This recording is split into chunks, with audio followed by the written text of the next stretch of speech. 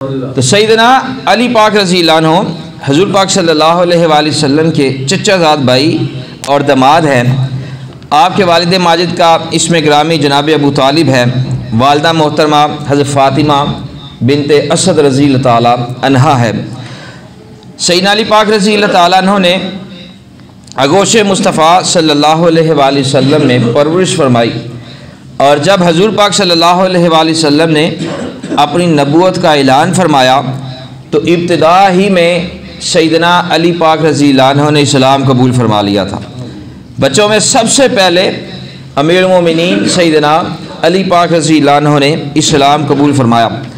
इस्लाम कबूल फरमाने के बाद आपने सारी ज़िंदगी मुबारक दीन इस्लाम की तबलीग और इसकी तरक्की में जो है वो बसर की और हर मौके पर हुज़ूर पाक सल्लल्लाहु अलैहि वसल्लम के शाना बशाना रहे और फरमाने मुस्तफ़ा अलैहिस्सलाम पर हर वक्त अपनी जान कुर्बान करने को तैयार रहते थे।